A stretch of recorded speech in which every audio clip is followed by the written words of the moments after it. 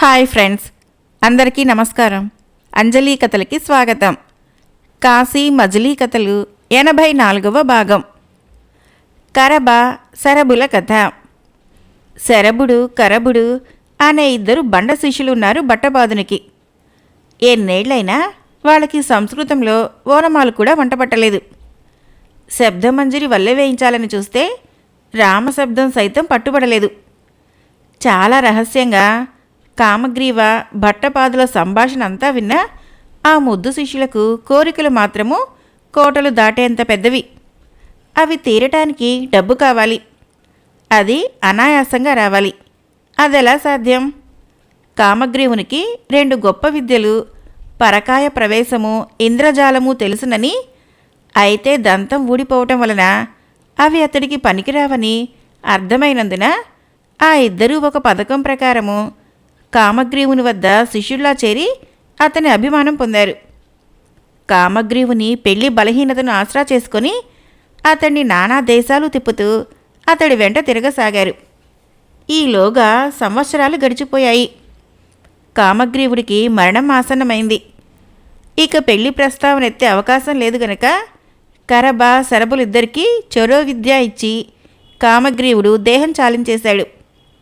శరభ, గురువుగారు నీకు ఇంద్రజాలము, నాకు పరకాయ ప్రవేశ విద్య ఇచ్చారు కదా, మనం ఏ లాభాన్నైనా సమానంగా పంచుకోవడం మంచిది. నాకు ఇంద్రజాల విద్య అంటే చెప్పరానంత ఇష్టం. ఆ విద్యను నాకు వదిలి ఈ పరకాయ ప్రవేశ విద్యను నువ్వు తీసుకో అన్నాడు కరభుడు. శరభుడు అందుకు ఒప్పుకున్నాడు. ఇద్దరూ ఒక పట్నం చేరి తమ ఇంద్రజాల విద్యతో ఆ పట్నపు రాజును మెప్పించాలనుకున్నారు. కానీ ఆ రాజుకు కలిగిన అస్వస్థత వల్ల అతడిప్పుడు ఇంద్రజాలాది వినోద ప్రదర్శనలు చూసే స్థితిలో లేడు.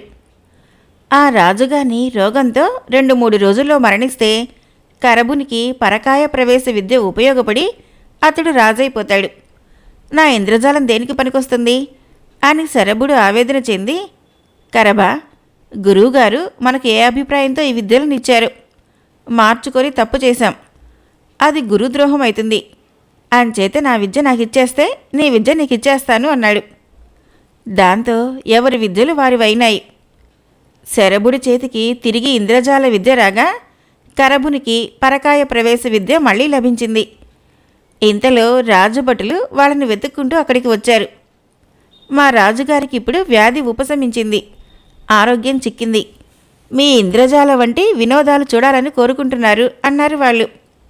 ఆ విషయం తెలిసాక కరభుడు నాలుక కరుచుకున్నాడు. శరభుడు ఈ ఇంద్రజాల విద్యతో బాగా సంపాదించేస్తాడనని కరభుడు ఇంకొకసారి మాత్రము విద్యలు మార్చే ప్రతిపాదన తెచ్చి ఇద్దరి మధ్య వాగ్వాదం జరిగాక అందులో కృతకృత్యుడైనాడు. దాంతో కరభుడికి ఇంద్రజాలం దక్కింది. శరభుడికి పరకాయ ప్రవేశ విద్య మిగిలింది. తన ఇంద్రజాలంతో కరభుడు ఒక మాయా పట్టణాన్ని సృష్టించి శరభుణ్ణి వంచడంతో ఇతడి వెంట ఇంక తిరగకూడదు, ఏది నిజమో ఏది ఇంద్రజాలమో తెలీదు అని అతన్ని వదిలి తన దాన్ని తాను మరో దేశం వెళ్ళిపోయాడు. అలా వెళ్ళి అతను ఒక పట్టణం చేరుకున్నాడు. ఆ పట్టణం పేరు రత్నాకరం. అయ్యారే, ఈ పట్టణం ఎంత రమణీయంగా ఉంది, భవనాలన్నీ ఇంద్రభవనాల్లా మెరుస్తున్నాయే, దీన్ని భూమి మీద స్వర్గం అనుకోవచ్చు అనుకుంటూ ఆ పట్టణ సౌందర్యం పరికిస్తూ ఉత్తమమైన పరకాయ ప్రవేశ విద్య శరభుని పాల్చేసి ఈ పాడు ఇంద్రజాల విద్య నేను పుచ్చుకున్నాను. ఇందులో ఏదైనా వినోదం ఉన్నది అంటే అది ఇతరులకు ఉపయోగపడటమే తప్ప నాకు ఒక్కటీ కనపడదు. దీంతో సంపాదించే డబ్బు కూడా ఇంద్రజాలం కన్నా త్వరగానే ఖర్చయిపోతుంది. నాకింతే ప్రాప్తం కాబోలు. ఏం చేస్తాను, ఈ రాజధానిలో నా విద్య చూసి ధనం సంపాదించాల్సిందే అనుకున్నాడు. రాజవీధిలో అతడట్లా నడుస్తూ ఉండగా ఒక సింహద్వారం మీద ఉన్న విలాసాన్ని చూసి అది రాజపురోహితుని గృహమని గ్రహించి తాను పరదేశీనని తనకా పూట ఇంత అన్నం పెట్టమని అడగ్గా 80 ఏళ్ల వృద్ధురాలైన ఆ రాజపురోహితుని ఇల్లాలు అతడికి కోడళ్ల చేత భోజనం ఏర్పాటు చేయించింది. ఆమెకు 3 కొడుకులు, 3కి కోటలోనే కొలువులు అని ఆమె చెప్తూ ఉండగా వారు 3 వచ్చి తల్లికి నమస్కరించారు. ఆమె కోటలోని విశేషాలు కొడుకుల్ని అడిగింది. అమ్మా, ఏం చెప్పమంటావు? కోటలో కలకలంగానే ఉంది. ఆ వేళ మన రాజుగారికి స్వస్థత కలిగి మరణ పర్యంతమైంది గదా. ఆనాడు వారికి అంతలోనే తిరిగి స్వస్థత చేకూరింది. అదే ఒక గొప్ప ఆశ్చర్య ఘటన అని అంతా చెప్పుకోవడం నీకు తెలిసిందే. నాటి నుండి అతని చర్యలు విపరీత ధోరణిలో ఉండటమో, వెనకటి ధర్మగుణం లోపించటమో వగైరా చూసిన మంత్రులంతా పరకాయ ప్రవేశ విద్య తెలిసిన నీచుడెవడో రాజు దేహంలోకి ప్రవేశించాడనుకుంటున్నారు అని రెండో పుత్రుడు అనగా, అమ్మా, రాజపత్నికి అదే సందేహంగా ఉంది. తన భర్త ఆనాడే మరణించాడని, తాను విధవనేనని ఆమె స్పష్టంగా చెబుతున్నది. రాకుమార్తె కాంతిసేనకు పెళ్లి ప్రయత్నాలు చేయవలసిన ఈ వయసులో తన పెళ్లి ముచ్చట్ల గురించి ఆలోచిస్తున్నాడు అన్నాడు మొదటి పుత్రుడు. అతని పేరు శంతనుడు. కరబుడు ఆ మాటలన్నీ విన్నాడు. ఆనాడే వీణ్ణి వదిలించుకొని ఇంకో దేశం పోయాడనుకున్న శరభుడికి మళ్ళీ కరబుడి వల్ల తిరిగి తిరిగి బెడద ఎదురయ్యే స్థితి వచ్చింది. ఆ ముగ్గురు అన్నదమ్ములు భోజనం చేశాక వారిలో పెద్దవాడైన శంతనునికి కరబుడికి మంచి మైత్రి కుదిరింది. మీ రాజు ఆనాడే మరణించిన మాట వాస్తవం. శరభుడు అనేవాడు పరకాయ ప్రవేశ విద్య ద్వారా అందులో చేరాడు. అతన్ని నేను ఎరుగుదును అని వివరించేసరికి కరబుని మీద శంతనునికి అభిమానం ఇంకా అధికమైంది. కరబుడిని శంతనుడు ఒక రహస్య స్థలానికి తీసుకువెళ్ళి, సోదరా, నువ్వేమీ సంకోచించకు, కొన్నాళ్ళు మా ఇంట్లో ఉండు. ఈ రాజు తనకు తగిన కన్యకను తీసుకురమ్మని వేపుతున్నాడు. దీనికి ఏదైనా ఉపాయం ఉందా అని అడగ్గా, అన్నా, నువ్వు దానికి ఏమీ భయపడకు, ఇంద్రజాల మహిమ చేత వీణ్ణి పరాభవిద్దాము అన్నాడు. ఏమేమి చేయాలో అతనికి బోధించాడు కరబుడు. అప్పుడు శంతనుడు 4 రోజులు ఆగి ఆ తర్వాత రాజు దగ్గరికి వెళ్ళేసరికి, శంతనా, పెళ్లికూతుని తీసుకొచ్చావా లేదా అని అడిగాడు. కరబుడు ఉపదేశించిన దాని ప్రకారము శంతనుడు ఒక దేవకాంత వంటి చిన్నది మన నగరం వెలుపల ఉద్యానవనంలో ఉంది. స్వయంవరంలో భర్తను వరించాలనే ఆలోచన గల ఆ చిన్నది దేశాలు తిరుగుతూ ఇక్కడికి వచ్చింది. దేవరవారిని చూస్తే వరించకుండా ఉండదు అని ఆ మూడిని మనస్సు రంజింపజేసేలా మాట్లాడాడు. కరభుని ఇంద్రజాల మహేంద్రజాల ప్రదర్శనా చాతుర్యంతో ఏమీ లేని ఎడారి వంటి ఆ ప్రదేశంలో పుష్పోద్యానాలు, రత్నస్తంభాలతో కూడిన మేడలు అద్భుతంగా వెలిశాయి. అయితే ఏ ఇంద్రజాలమైనా ఒక్కరోజు మించి ఉండనందువలన ఎప్పటికప్పుడు అక్కడ కొత్త కొత్త కల్పనలు చేస్తూ ఆ ఉద్యానవనంలోనే ఒక మేడలో ఒక అందగత్తెను సృష్టించి రోజుకో రీతి సోయగాలతో ఆ మూడిని అలరించేలా కల్పించాడు. శంతనుడు ప్రతిరోజు రాజుతో కలిసి అక్కడికి రావటమో, రాజు ఆ సుందరి వద్ద ప్రణయం వలకబోయటమో, ఆమె కూడా అతన్ని మోహంలో ముంచెత్తుతున్న రీతిలో ప్రవర్తించటమో, ఇలా 10 రోజులు గడిచాయి. ప్రజలు తనను వింతగా చూస్తున్నారని రాజుకు అర్థమైంది. మంత్రులు తనని శంకిస్తూ ఉండటంతో కొత్తవారిని తీసుకుని పాతవారిని ఇంటికి పంపించాడు. వాళ్ళంతా శంతనుని రెండో తమ్ముడైన కామందుకుని ద్వారా రాజుగారి దుర్నీతిని రాజపత్నికి నివేదించి, అమ్మా, రాజుగారి బొందిలో ఎవడో పరకాయ ప్రవేశం విద్య తెలిసిన వారు చేరాడు. మీ పుత్రిక కాంతిసేనకు పెళ్లి చేయవలసిన ఈ వయసులో అతడు యువతినో ఒక చిన్నదానిని పెళ్లాడాలనుకుంటున్నాడు. దీనికేదో ఉపాయం ఆలోచించాలి. కరబుడు అనే బుద్ధిమంతుడు మా ఇంట ఉన్నాడు.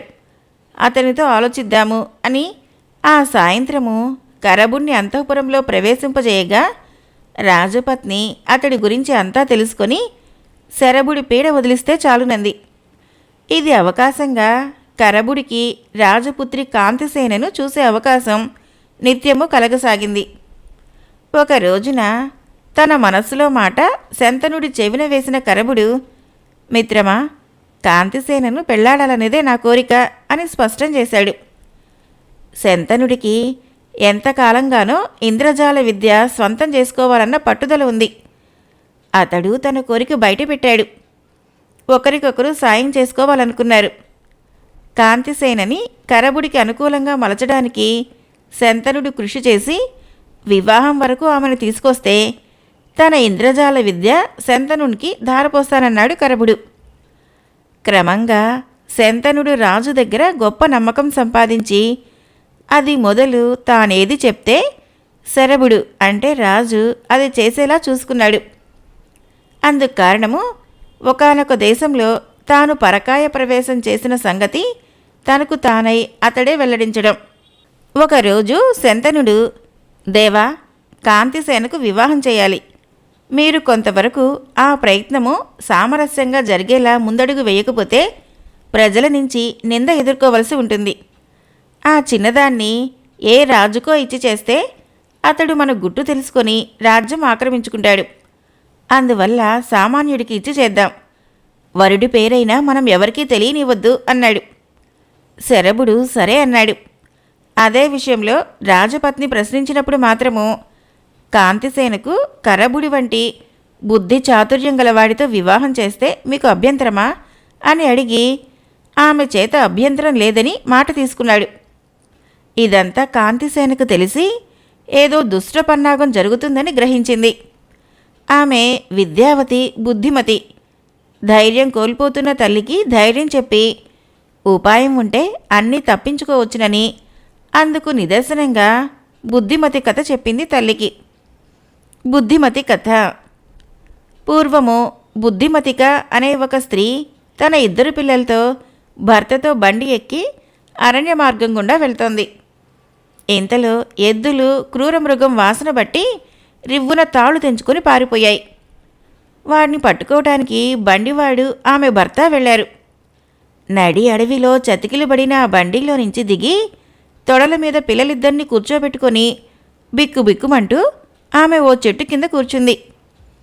దగ్గరలోనే పొదలలో పొంచి ఉన్న పులి, ఆహా, ఆహారం నాకు ఈ రోజున దైవమే అందించాడు, పైగా మనుష్య మాంసం అనుకుంటూ ఆశ్చర్యపోయి అంతలోనే తొందరపడి దుమికినా ప్రమాదమే. వాళ్ళింత నిర్భీతిగా నాకు దగ్గరగా వచ్చి కూర్చున్నారంటే ఏదో కారణం ఉండే ఉంటుంది. ప్రస్తుతము నాకు ఇటువంటి సమయాల్లో సలహా ఇచ్చే జంబుక మంత్రి కూడా లేడు. ఆకలిగా ఉంది, పోనీ పంజా విసిరి ఓ ప్రయత్నం చేయనా అని నాలుక బయటపెట్టి వాళ్ల వైపు తటపటాయిస్తూనే అడుగు వేయసాగింది. పులి ఎప్పుడైతే తనదైన సహజ శైలిలో ధైర్యంగా పంజా దెబ్బ కొట్టకుండా మెల్లమెల్లగా సంశయిస్తున్నట్లు వస్తుందో ఆమెకు పులి తటపటాయిస్తుందని అర్థమై దాన్నో ఆట ఆడించేసి ఆపెద గట్టెక్కాలనుకున్నది. చటుక్కున ఆమెకు ఉపాయం స్మరించింది. తొడ మీద నిద్రపోతున్న పిల్లలిద్దరినీ గిల్లేసరికి వాళ్ళు ఏడుపు లంకించుకోగా, నేనేం చేయనర్రా, మీరు మారాన్ చేసి పులి మాంసమే తెమ్మంటారు. అందుకే కదా నేను ఈ అడవిలోకి వచ్చాను. పులి కనిపించాలి కదా, ఒకటి కనిపిస్తే మీకు చెరిసగము, 2 కనిపిస్తే ఇద్దరికీ చెరొకటి, చంపి దాని మాంసం మీకే ఇస్తాగా అని జోకొట్టసాగింది ఆ ఉపాయశాలి. ఆ మాటతో ఆకలిగా ఉన్న పులి తన ఆకలి సైతము విస్మరించి గుండెలదిరి పరుగుతీస్తుంటే జంబుక మంత్రి ఎదురై విషయం తెలుసుకుంది. అది పులికి బాగా గడ్డిపెట్టి, మీరిలా తయారయ్యారేం, కులానికే కళంకం, ఒక మానవ స్త్రీకి భయపడతారా అని మందలించింది. అయినా పులికి ధైర్యం చాలకపోతే ఇలా ఎన్నాళ్ళు పౌరుషహీనంగా ఈ శరీరం దాచుకుంటూ బతుకుతావు? సింహం తర్వాత అడవికి నువ్వే రాజువి. దాని జిత్తులు నా దగ్గర, పద పద. అంతగా కావాలంటే మనల్ని మనము ఈ అడవి తీగలతో ఒకరికొకరికి లంకె ఉండేలా బంధించుకుందాము అని ఒక అడవి పూల తీగలతో కట్టు ఏర్పరచుకొని అక్కడికి వెళ్ళాయి. పులి వెనక్కు లాగుతుంటే నక్క ముందరకు లాగటము ఆమె కంటపడింది. దాంతో ఆమె గుండెల్లో రాయి పడింది. పులినెట్లాగో బోల్తా కొట్టించినా నక్క జుత్తుల ముందు నా ఉపాయం ఫలిస్తుందా? అయినా చాతుర్యం ఉంటే బుద్ధికి సాధ్యం కానిదేది అని చకచకా ఒక ఉపాయాన్ని ఆలోచించింది. ఓసి నక్క, ఎంత మోసం చేశావే! 2 పిల్లలకు చెరో పులిని తెచ్చిస్తానని లంచం తీసుకొని ఇంతవరకు కనిపించావేం కాదు? 2వ పులి ఏది? నీ పని పడతానుండు అని అదిలించేసరికి ఈ బ్రహ్మాస్త్రం ముందు తన జిత్తులు పారవని నక్క గ్రహించేసింది. బెబ్బులి నక్కని కూడా లాక్కొని ఎంతో దూరం అడవిలోకి పారిపోయి, ఓసి, నువ్వు నన్నే మోసం చేస్తావా? నీ రక్తం కళ్ళ చూస్తా అంటూ దాని మీదకి ఉరికేసరికి జిత్తులు మారినక్క ఏదో ఒకటి చెప్పి ఆ పిరికి పులి బారి నుంచి తప్పించుకొని పారిపోయింది. భయస్థులేది చెప్పినా నమ్ముతారని దానికి బాగా తెలుసు అని కథ ముగించి, అమ్మా, నేను ఏదో ఒక ఉపాయంతో ఈ బ్రాహ్మణ ప్రభువు మాయను జయిస్తాను అంది. శంతన, నువ్వింత మతిలేని వాడివయ్యావేమి? కాంతిసేనని కరబుడికి నిశ్చయిస్తే నువ్వెందుకు ఊరుకున్నావు? నువ్వు ఆ బ్రాహ్మణుడివి కావు కదా. చిరకాలం నుంచి ఏదో పొందాలని ఇక్కడ ఆశ్రయించుకొని ఉన్నవాడివి నువ్వు. ఆ కరబుడు నీకంటే విద్వాంసుడా, సొగసుగాడా అని శంతనుడిని నడివీధిలో నిలబెట్టి అడిగేసింది కేసరిని అనే ఒక పరిచారిక. నువ్వు అన్నది నిజమే కానీ కేసరిని, రాజుకు నా మీద ఆదరణ ఉంది. అందువల్ల నేను ఆయన దగ్గర రాజపుత్రిని నాకే ఇచ్చి పెళ్లి చేయండి, నేను సామాన్యుడినే కదా అని ఎలా అనగలను? కరబుని దగ్గర ఇంద్రజాల విద్య ఉన్నందువలనే మేము అక్కడ రాజుని వంచగలుగుతున్నాము.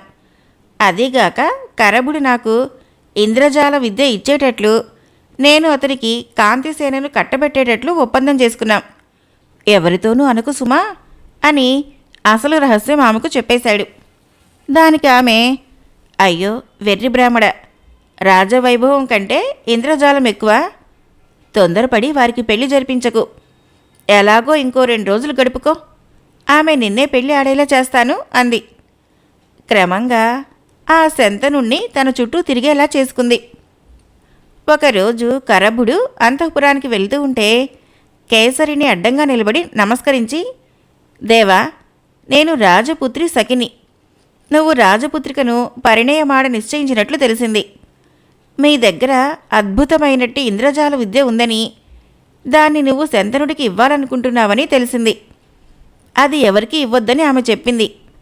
నీకు అంత మొహమాటంగా ఉంటే తన దగ్గర దాచమన్నది అని యుక్తిపూర్వకంగా మాట్లాడింది.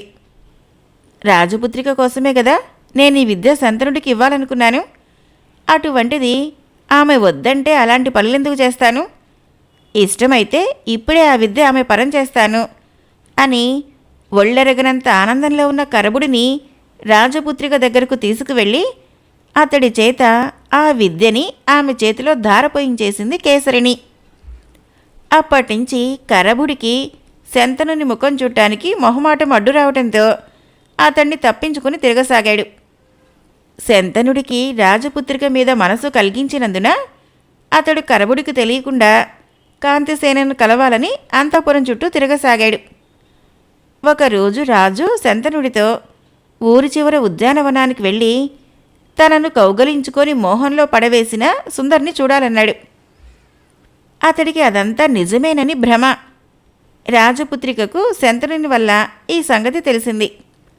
ఆమె మనోహరమైన ఇంద్రజాలం ప్రదర్శించేసరికి శరభుడు ఆ తోట చేరుకున్నాడు. రాజకుమార్తె చెప్పిన ప్రకారము కరభుడు అతన్ని రహస్యంగా అనుసరించాడు. ఆ వెనకనే శంతనుణ్ణి పంపింది రాకుమార్తె. కొద్ది సమయం తేడాతో అతను అక్కడకు చేరుకున్నాడు. ఇంద్రజాలం వల్ల శరభుడినికి ఆ మాయావనిత ఎన్నెన్నో శృంగార లీలలు ప్రదర్శించాక ఒక మాయాబాలుణ్ణి చూపి, వీణ్ణి బతికిస్తే నీకు నాకు పెళ్ళి అంది. చిటికలో వీణ్ణి బతికిస్తానంటూ శరభుడు అవతలకు వెళ్ళి తన శరీరాన్ని దాచి ఆ వనిత చూపిన బాలుడు శరీరంలోకి ప్రవేశించాడు. అవకాశం కోసం కాచుకొని కూర్చున్న కరబుడు శరభుడు అట్లా శరీరాన్ని వదలగానే ఆ దేహాన్ని 2 ముక్కలుగా నరికి పారిపోయాడు. అది నిజమేననుకున్న శంతనుడు రాజునెవరో ఖండించారనుకుని విచారించి అక్కడి నుంచి వచ్చేశాడు. ఎప్పుడైతే శరభుడు రాజు దేహాన్ని వదిలేశాడో అది అలనాడు మరణించిన ఆ రత్నాకరపురి ప్రభువు మృతదేహం గనుక అది ఖండించబడిన శరభుడికి గాని అతడి ప్రాణానికి గాని ఏమీ కాలేదు. కాకపోతే అతడి ప్రాణము ఇంకొక బాలుడి దేహంలో ఇరుక్కుపోయింది. అయితే ఆ బాలుడు నిజంగానే ఆ నగరంలో పాముకాటు వల్ల మృతి చెందిన ఒక కుమ్మరి బాలుడు. రాజపుత్రిక శరభుడి దేహాన్ని కావాలనే అందులోకి ప్రవేశించేలా సన్నివేశం సృష్టించి ఇరికించింది. ఇప్పుడు శరభుడికి దేహం లేకపోవడంతో బాలుడి శరీరంతోనే శంతనుని వద్దకు వెళ్ళి తన గోడు చెప్పుకున్నాడు. అయ్యయ్యో, ఎంత పొరపాటు చేశావు! నాతో చెప్పకుండా శరీరం వదిలేస్తే ఏం చేయగలను?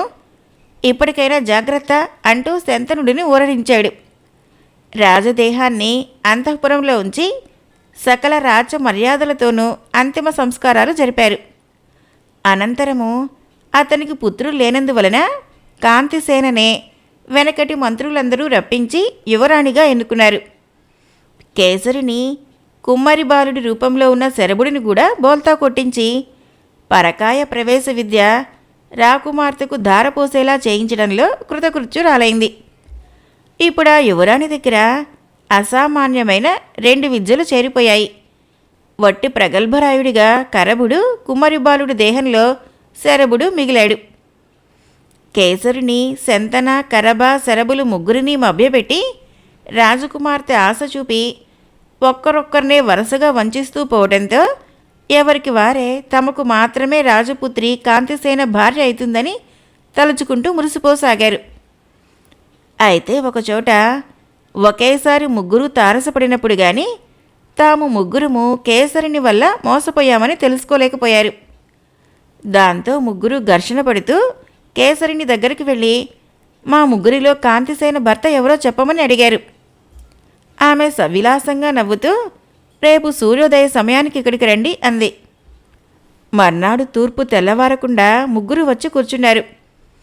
కేసరిని అక్కడికి వచ్చి రాజభటులను తీసుకొని వచ్చి వీళ్లే పెళ్లి కొడుకులు, సంకెళ్ళు తగిలించండి అంది. భటులు ఆ ముగ్గురి కాళ్లకు సంకెళ్ళు వేసి పదండి మీ పెళ్లి చేస్తాం అంటూ లాక్కుపోయారు. అది మన ముగ్గురిని వంచింది. ఇందులో ఇతరులను అనవలసిన పనిలేదు. మనకు మనమే తెచ్చిపెట్టుకున్న ఉపద్రవం ఇది. వెనకటి వైరం మరచి ప్రవర్తిద్దాం. ఈ భటులు మనల్ని ఖైదీ చేస్తారేమో. నడమంత్రపు సిరిలా 2 విద్యలు సంపాదించి ఒక దేహంగా కలిసిమెలిసి ఉన్న మనం విడిపోయాము. విద్యలు ఎలాగూ పోయాయి కనుక ఇకనైనా స్నేహంగా కలిసి ఉందాము అనుకొని తాము ఇంతకాలము చేసిన చర్యలకు వాళ్ళలో వాళ్లే నవ్వుకున్నారు. రాజభటులు వారిని ఓడ ఎక్కించి ద్వీపాంతరవాస శిక్షకు గురి చేయడంతో వారిని ఇంకో ద్వీపంలో దింపి వచ్చారు అని చెప్పిన మణిసిద్ధుడు ఆవలి కథను తదుపరి మజిలీలో ఇలా చెప్పసాగాడు. కాశీ మజిలీ కథలు 84వ భాగం సమాప్తం. ఫ్రెండ్స్, నా కథలు నచ్చినట్లయితే మన ఛానల్ని తప్పకుండా సబ్స్క్రైబ్ చేయండి, లైక్ చేయండి, షేర్ చేయండి, కామెంట్ చేయండి. Thank you.